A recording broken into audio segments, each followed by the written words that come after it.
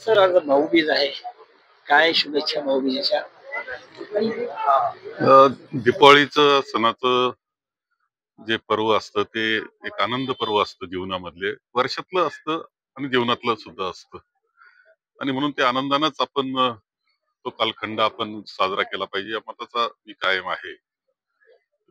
खूप चांगल्या पद्धतीनं दिपावळी यावर्षी इथे या विभागात आमच्या शेतकऱ्यांची आणि सर्व व्यापाऱ्यांची सर्वांची झालेली आहे.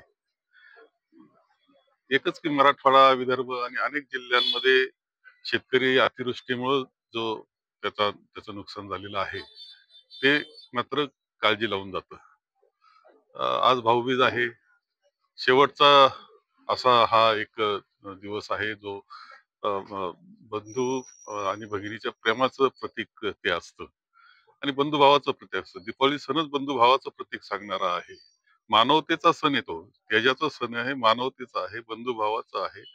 आणि म्हणून हे बंधू आणि भगिनी, बहीण आणि भाऊ याच्यातलं एक नातं असतं जे खूपच खोलवर जिव्हाळ्याचं अंतःकरणातलं नातं असतं. ते सांगणारा अशा प्रकारचा हा सण आहे. आणि त्या निमित्तानं मी इथे आलेलो आहे दुर्गाताईकडं. आज झालेला आहे, कार्यक्रम चालू आहे. ताईंकडे तुम्ही यावर्षी आला आणि यावर्षीच नेमक्या अनेक वर्षानंतर स्थानिक स्वराज्य संस्थांच्या निवडणुका देखील तोंडावर आहेत. पुन्हा एकदा आतापर्यंत तुम्ही दोनदा भेट दिली राजकीय भाऊबीज म्हणून. याही वेळेस पुन्हा एकदा ती संधी देणार का बहिणीला? नाही, असं आहे की हा विषय आहेच आहे की स्थानिक स्वराज्य संस्थेच्या निवडणुका आहे. दुर्गाताईंनी नगराध्यक्ष म्हणून केलेलं काम उल्लेखनीय आहे. कोट्यावधी रुपयाची बक्षिसं शहराला मिळवून देण्याचं काम त्यानं केलेलं आहे. जे विकासामध्ये वाटचाल केली ते अत्यंत महत्वाचं आहे. सुंदर शहर, हरित शहर, स्वच्छ शहर ही संकल्पना खूप यशस्वीरीतीनं तिनं राबवलेली आहे. या येत्या निवडणुकीमध्ये काय करायचं हे शेवटी कार्यकर्ते आम्ही सर्वजण चर्चा करू, जनतेचंही मत घेऊ.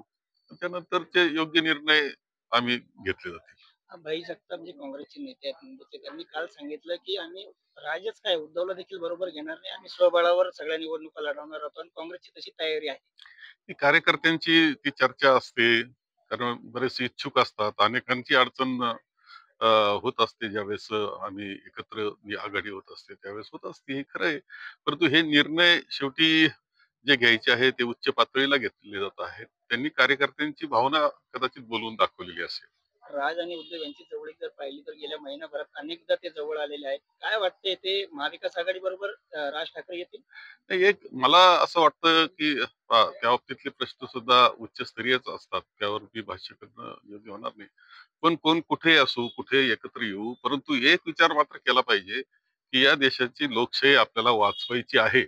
निवडणुका आपण केवळ सत्तेकरता नाही किंवा पदांकरता निवडणुका नाही, तर या देशातली लोकशाही समर्थ झाली पाहिजे आणि वाचली पाहिजे. वाचण्याचाच विषय झालेला आहे असं माझं मत आहे. ती वाचली पाहिजे याच्याकरता प्रत्येकानं प्रयत्न केला पाहिजे, ही मला गरज वाटते.